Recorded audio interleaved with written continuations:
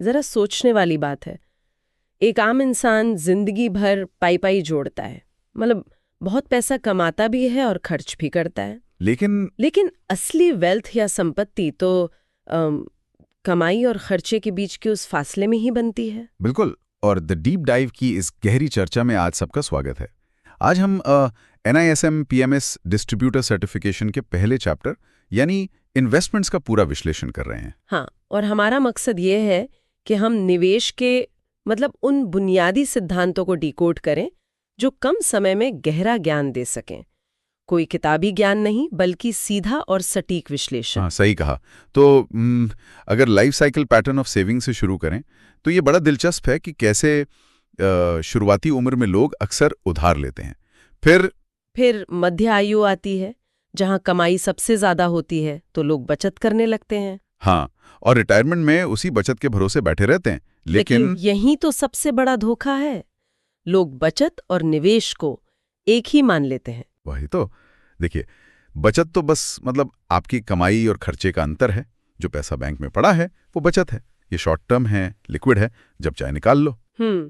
यानी अगर एक उदाहरण से समझें तो बचत करना अनाज को बस एक तिजोरी में बंद करके रखने जैसा है, और निवेश उस अनाज को खेत में बोने जैसा है ताकि फसल मिल सके। क्या बात है, एकदम सटीक एनालॉजी है। निवेश का अर्थ यही है कि अपनी वर्तमान खपत को यानी आज के खर्चे को भविष्य में ज्यादा पैसे पाने की उम्मीद में सचेत रूप से त्यागना। हाँ, लेकिन इस बोने और काटने के बीच बाजार में एक और चीज होती है जिसे सट्टा या स्पेकुलेशन कहते हैं। लोग अक्सर कहते हैं कि अगर शॉर्ट टर्म ट्रेडिंग कर रहे हैं तो वो सट्टा है। क्या सच में ऐसा है? नहीं, ये फाइनेंस की दुनिया की बहुत बड़ी गलतफहमी है। समय सीमा या टाइम होराइजन सट्टे को परिभाषित नहीं करती। अच्छा, तो फिर असली फर्क क्या है? असली फर्क इस बात का है कि क्या निवेश करने से पहले उस एसेट की इंट्रिंसिक वैल्यू यानी उसकी असली कीमत का विश्लेषण किया गया है या नहीं। मतलब बिना रिसर्च के बस पैसा लगा देना? बिल्कुल।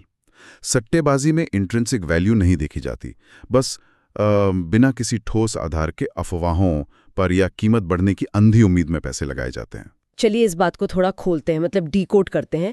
अक्सर लोग बाजार में आते हैं तो उनका बस एक ही लक्ष्य होता है कि पैसा दोगुना हो जाए। हाँ, रातों रात अमीर बनने का सपना। वही तो। लेकिन NISM के इस चैप्टर में रिक्वायर्ड रेट ऑफ रिटर्न का एक पूरा गणित समझाया गया है। हमें इस जटिल फॉर्मूले की जरूरत ही क्यों है? देखिए, इसे समझना बहुत ही जरूरी है। लोग अपना पैसा दोगुना करना चाहते हैं, लेकिन उन्हें महंगाई या इन्फ्लेशन का अंदाजा नहीं होता। जो पैसे की परचेजिंग पावर को चुपचाप खा रही है। सही कहा। तो फॉर्मूला ऐसे काम करता है कि सबसे पहले रियल रिस्क फ्री रेट होता है।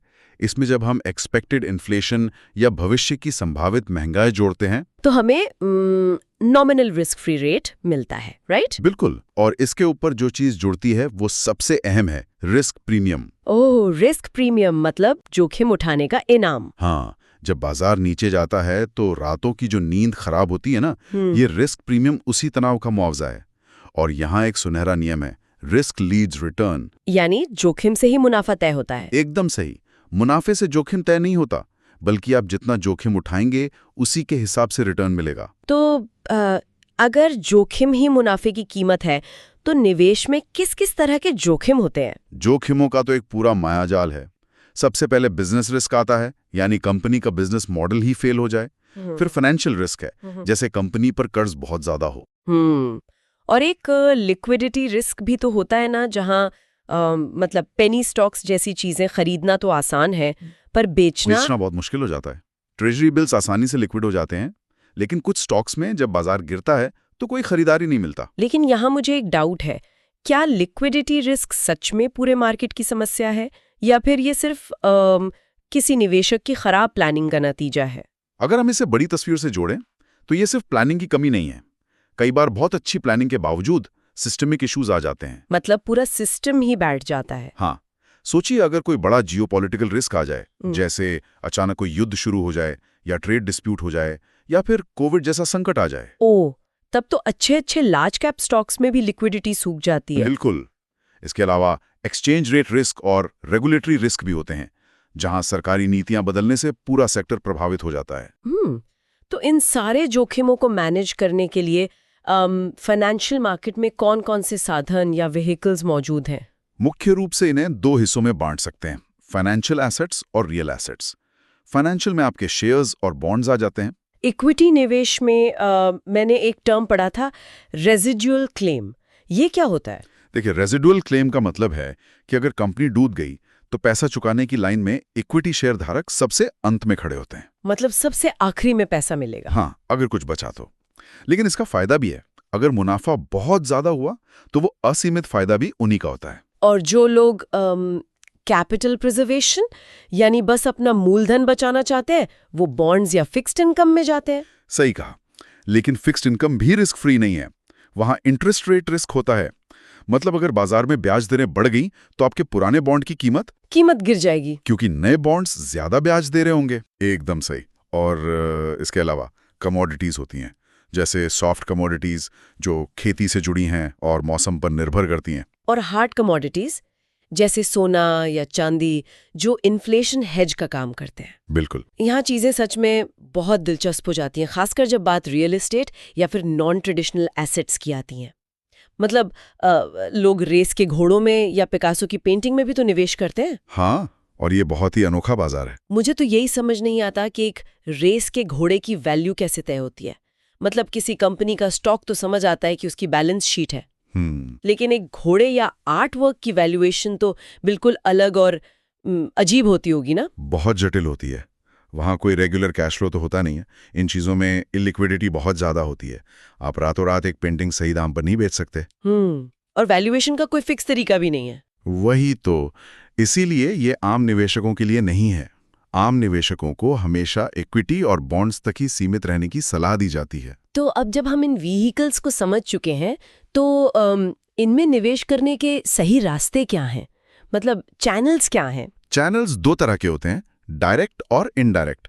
डायरेक्ट निवेश में लोग डिस्ट्रीब्यूटर्स या ब्रोकर्स के जरिए जाते हैं। और आजकल रजिस्टर्ड इन्वेस्टमेंट एडवाइजर्स या RIAs का भी तो काफी चलन है। हाँ, और RIAs के साथ सबसे अच्छी बात यह है कि वो फिड्यूशियरी स्टैंडर्ड्स का पालन करते हैं। मतलब वे कानूनी तौर पर क्लाइंट के फायदे को सबसे ऊपर रखने के लिए बाध्य होते हैं। बिल्कुल, उनमें हितों का टकराव या कॉन्फ्लिक्ट ऑफ इंटरेस्ट नहीं होता। और अगर इनडायरेक्ट निवेश की बात करें, हाँ, उसमें म्यूचुअल फंड्स आते हैं, राइट? हाँ, जो छोटे निवेशकों के लिए बहुत अच्छे हैं, क्योंकि वे डाइवर्सिफाइड होते हैं और पूरी तरह से रेगुलेटेड होते हैं। अगर मैं इसे एक एनालॉजी से समझाऊं, तो म्यूचुअल फंड्स एक पब्लिक ट्रांसपोर्ट या बस की तरह हैं, सुरक्षित है और सबके लिए है। बहुत बढ़िया उदाहरण है। और जो PMS है, यानी पोर्टफोलियो मैनेजमेंट सर्विसेज, जहां न्यूनतम निवेश 50 लाख का होता है, वो एक शोफर ड्रिवन कार की तरह है।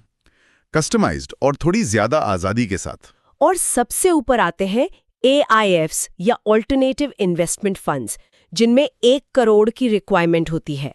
ये तो बिल्कुल किसी ऑफ रोड प्राइवेट जेट की तरह हो गए। यहां सबसे हैरान करने वाली बात यह है कि बाजार ने हर वेल्थ ब्रैकेट के हिसाब से कैसे एक पूरा स्ट्रक्चर बना दिया है।